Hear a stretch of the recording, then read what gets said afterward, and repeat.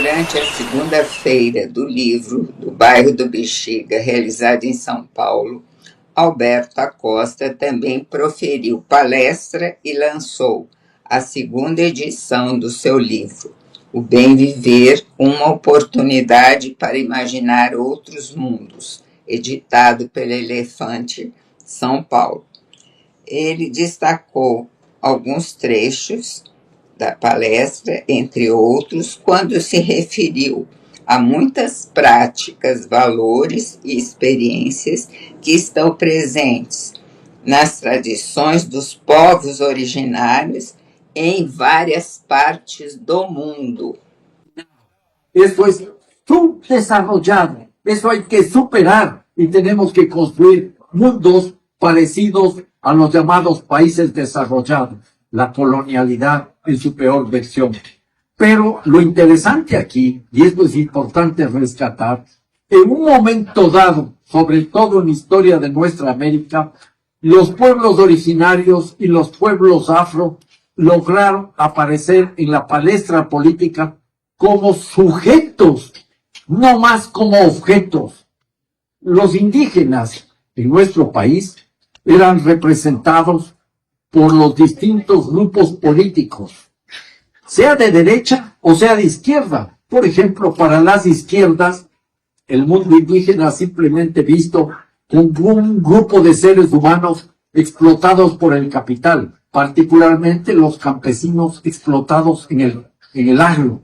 Pero los indígenas comienzan a emerger como sujetos políticos, portadores, y esto es fundamental, de sus propias visiones de mundo, no solo que exigen un espacio en nuestras sociedades como actores en la vida política, sino que vienen, como diríamos en alemán, con su propia Weltanschauung, con su propia visión de mundo. Y esto es clave y fundamental. Esto se produce, sobre todo en Ecuador y en Bolivia, en una coyuntura en donde hay una grave crisis del Estado colonial, del Estado oligárquico, del Estado patriarcal y del Estado neoliberal. Y los indígenas entonces emergen con mucha fuerza y aparecen estas ideas que estaban ahí desde antes, desde hace cientos de años, del buen vivir o del vivir bien. Entonces aquí la primera cosa que tenemos que tener claro, que cuando hablamos del buen vivir, estamos recuperando visiones, experiencias, valores y prácticas provenientes de pueblos originarios que fueron marginados. Y entonces hay muchas palabras interesantes. En Quechua, en los Andes se habla, y en Amazonía, de suma causa o de alli causa. Yo no me atrevo a hacer una adecuada traducción o interpretación, pero esas son unas primeras aproximaciones. En Aymara se habla de suma tamaño. En guaraní, en Bolivia se habla de ñandareco, y en Brasil se habla de tecoporá. Entonces, detrás de esas visiones que hay también en Chile, hay en México, hay en Guatemala, hay en Panamá, en distintas partes del mundo, hay otras formas de ver el mundo, de entender el mundo y de proponer cambios en el mundo. Esto me parece a mí que es clave y fundamental, recuperar lo propio del mundo indígena, pero ojo, aquí es también importante, muy importante, no se puede idealizar, no se puede romantizar el mundo indígena. Hay más de 500 años de conquista y colonización que no terminaron cuando se fueron los europeos de nuestros territorios. Siguen en la actualidad. Todavía ahora, estamos hablando del año 2026, 2 de mayo, existen procesos de conquista y colonización. Cuando se amplía, por ejemplo, la frontera petrolera en la Amazonía brasilera, eso es conquista y colonización. Y esos son elementos que tenemos que tener claros y elementos que tenemos que asumir con mucha responsabilidad. En ese contexto, entonces, hay que partir de otro punto básico y fundamental. Si esa es la realidad, ¿qué es lo que nos queda de elementos básicos fundamentales para cambiar el mundo y ver de otra manera el mundo? Otro punto antes de entrar en ese asunto que me parece que es clave. No hay recetas, no hay modelos indiscutibles. Si alguien busca un modelo, está equivocado, está perdido. Para mí la mejor noticia es que no haya recetas que se puedan copiar de un lado, llevar a otro lado. Y en ese escenario y en ese contexto, para mí es un enorme gusto presentar la segunda edición de este libro, publicado en Editorial Elefante, ¿ya? El buen vivir, una oportunidad para imaginar otros mundos, que es un libro abierto. Este libro no cierra la discusión, este libro abre la discusión. Para mí eso es importante destacar, porque no hay forma de llegar a tener respuestas a todos los problemas. De cuando publiqué por primera vez este libro en español en el año 2012 a la fecha, hay una enorme cantidad de aprendizajes, una enorme cantidad de correcciones, una cantidad enorme de aportes. Y este libro, sobre todo, tiene una importancia significativa porque fue una solicitud del editor acá, del editor Elefante, en plena pandemia. Ya es hora de actualizar el libro de Buen Vivir en portugués. Y comenzó un trabajo largo, difícil, complicado de ampliar, pero estoy muy contento. Lo interesante acá es entonces asumir la necesidad de construir colectivamente alternativas, sin recetas, sin modelos. Algo adicional que me parece clave. Esto nos lleva a una conclusión que también es fundamental. Tenemos que abrir la puerta a otras lecturas, porque no solo en nuestra América se están buscando alternativas propias del buen vivir. Si nosotros regresamos a ver en el planeta y vemos otras opciones, nos encontramos con lecturas y prácticas emparentadas con lo que llamamos buen vivir. En la India, por ejemplo, se habla del Swaraj o el eco-Swaraj, que es una aproximación a partir de la agricultura en clave de organización democrática radical, desde abajo. Se calcula que más o menos 100 millones de personas en la India, el país más poblado del planeta en la actualidad, están en esa línea de construir otras formas de relacionarse en la comunidad y con la naturaleza. Tenemos en África el Ubuntu, que me parece que es una esencia clave para entender la necesidad de nuevas comunidades. Yo soy porque tú eres porque yo soy, tú y yo somos. Esa necesidad de entender eso. Visiones similares podemos encontrar en el Kyosei, en Japón. Y hay una gran multiplicidad de aproximaciones más o menos idénticas. Si alguien quiere, para estudiar un poco desde una perspectiva del marxismo, podemos aproximarnos a lo que leía el viejo Carlos Marx en sus últimos años, cuando él comienza a rescatar de la experiencia de las culturas germanas lo que se conoce como la Marktgenossenschaft, las cooperativas de la marca. Entonces, estamos viendo que hay multiplicidad de opciones, multiplicidad de propuestas en todo el mundo que están diciendo que hay alternativas diferentes y eso sería la puerta del pluriverso. Aquí un punto que alguno de ustedes estará esperando. Bueno, ¿y qué diablos es el buen vivir? ¿Qué significa el buen vivir? ¿Cómo definir el buen vivir? Yo, en mi profesión o en mi tradición, muy costumbre como profesor, siempre he sido muy cuidadoso de las definiciones.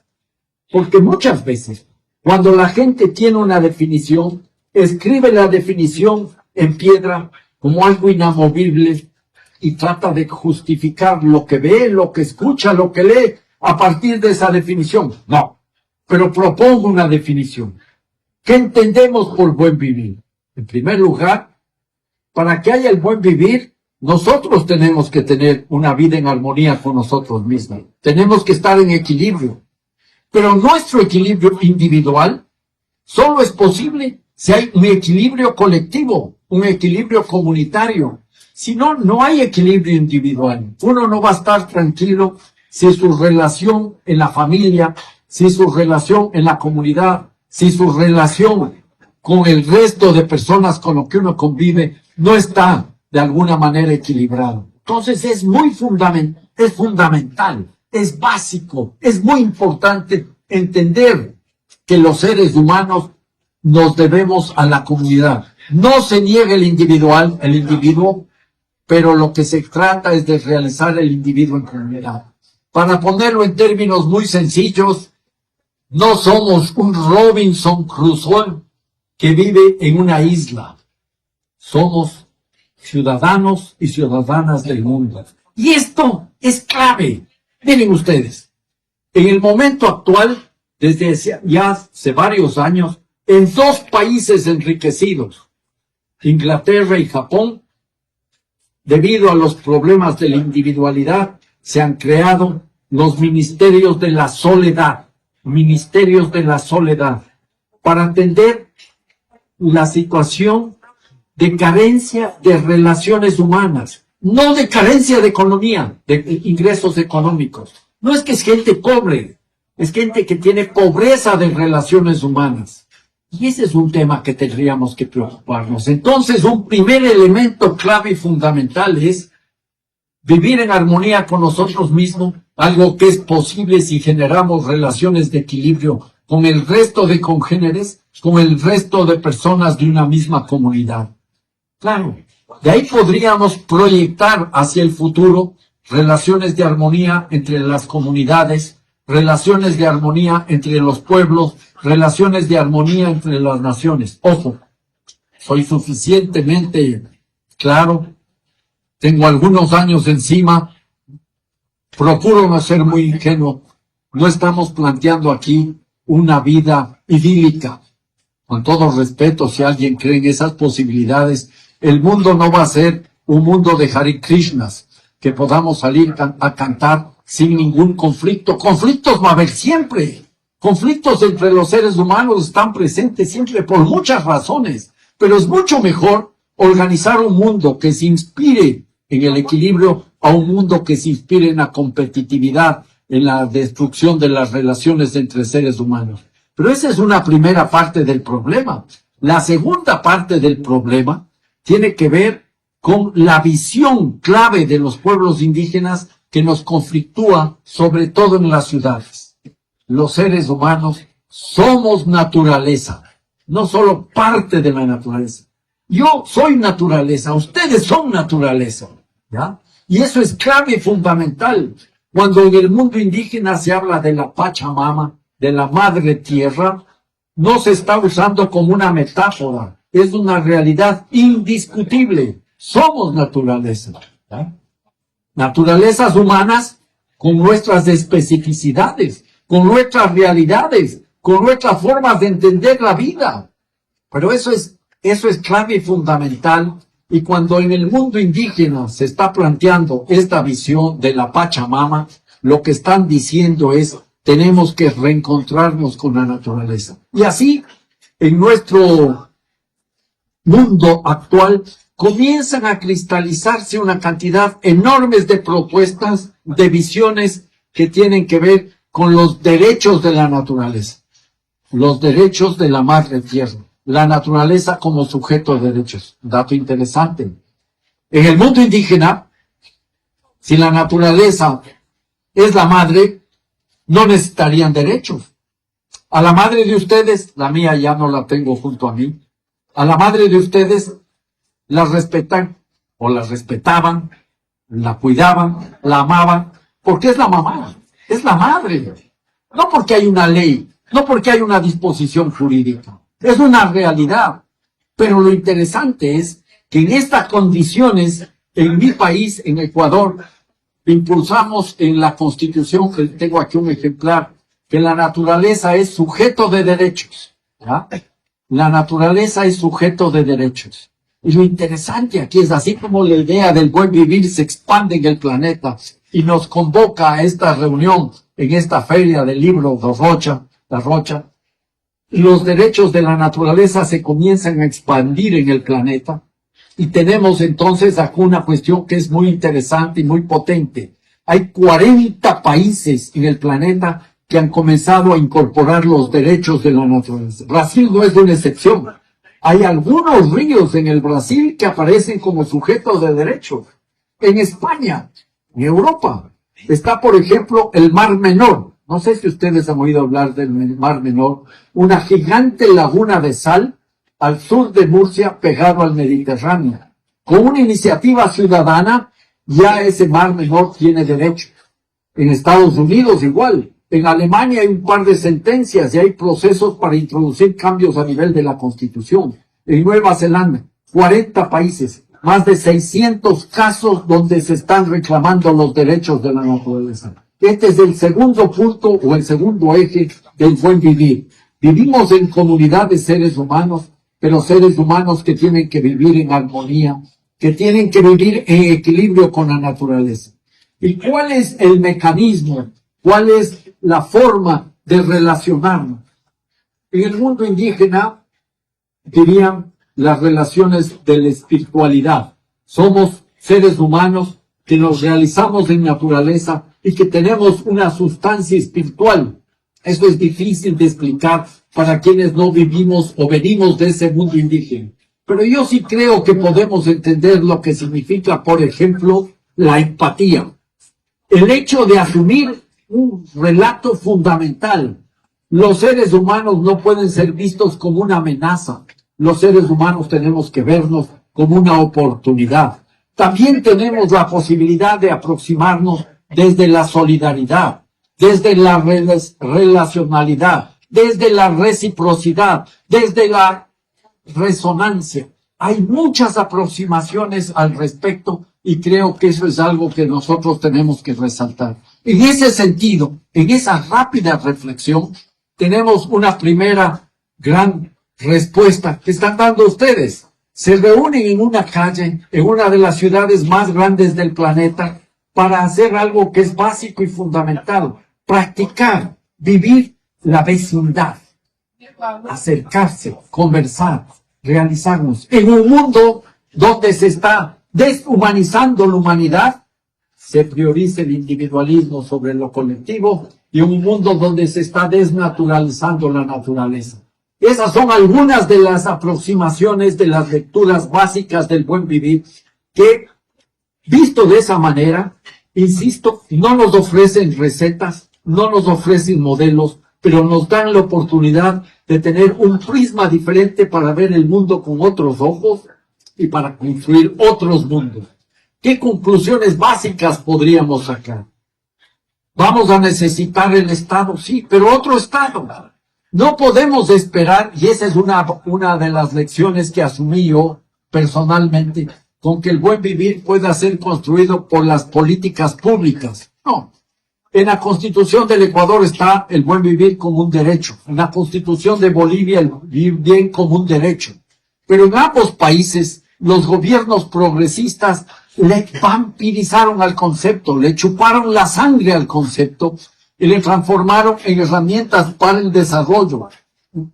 Entonces, yo creo que eso es una primera tarea básica y fundamental, asumir que el buen vivir no se va a construir con políticas públicas. Claro, obvio, si es que tenemos gobiernos que se sintonizan con estas visiones de la vida en equilibrio, de la comunidad, de la relación de armonía con la naturaleza y del respeto a esos vínculos que en el mundo indígena serían espirituales, tendríamos políticas que favorecen.